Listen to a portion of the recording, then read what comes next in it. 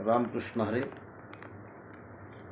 जीवनाच्या वाटेवर मार्ग दावणारे अनेक असतात, परंतु जो अंतःकरणापासून मार्ग दावतो तोच खरा ज्ञानी, तोच खरा संत. जे समाजासाठी झटतात, झिजतात, कारण त्यांचं अंतःकरण हळवं असतं. ते असे पाहतात,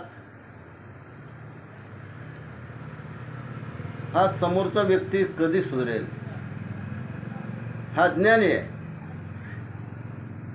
त्यांना अध्यात्माची माहीत नाही, ज्ञान नाही.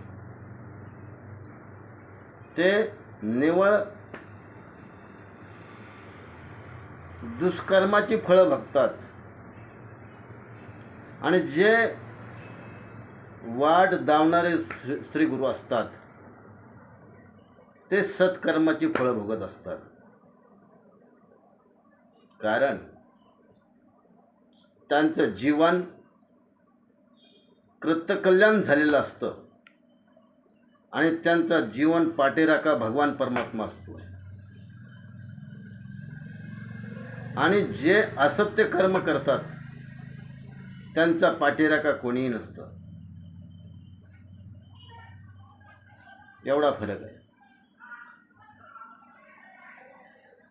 तर योग्य तो मार्ग दावणारे श्रीगुरु असतात आणि सहज वाट दावणारे वाटाडे काही जण असतात. प्रथमतः वाटाड्याचे जे आहेत त्यांची अपेक्षा केली पाहिजे. वाट दावतात आणि पुढे गेल्यानंतर जो मनातला हेतू आहे तो हेतू पूर्ण करणारे श्रीगुरु असतात. ते मिळणं फार कठीण आहे. त्याच्यासाठी पूर्व संचित पाहिजे, पुण्य पाहिजे. आणि त्यावेळेस श्रीगुरु भेटतात. श्रीगुरूंचे विचार सर्वांगी पोक्त असतात, सर्व आयुष्य भविष्य जाणणारे असतात. आणि त्यामुळे आपल्याला त्यांनी पाहिल्याबरोबर सर्व काही आपलं त्यांना समजतं. फक्त ते आपल्याकडून काढून घेत असतात, तुम्हाला काय पाहिजे.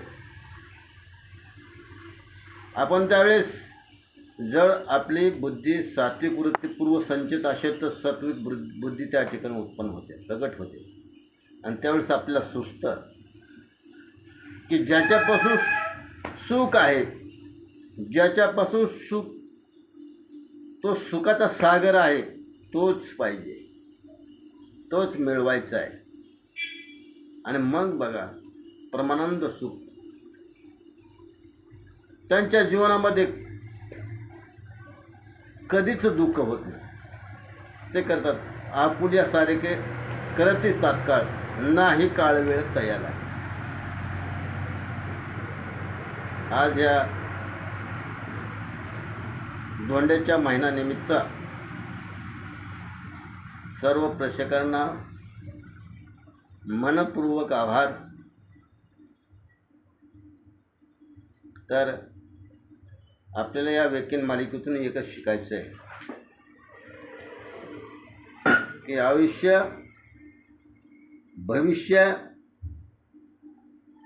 आणि दिशा हे आपल्या हातात नाही. आपल्या हातात केवळ कर्म करायचं आहे. कुठलं कर्म करायचं, कुठलं नाही हे आपण ठरवायचं आहे. त्यासाठीच संगत महत्त्वाची आहे. संताची संगत धरली तर सत्कर्म मिळेल आणि त्याची गती उत्तम मिळेल. दुष्कर्म करणाऱ्याची संगत जर मिळेल तर आपण अधोगतीला जाल. त्यासाठी त्या ठिकाणी फक्त दुःखच मिळणार आहे. रामकृष्ण हरी. वसुदेव सुतं देवं कंसचानूरमर्दनं देवकी परमानंदं कृष्णं वंदे जगद्गुरु.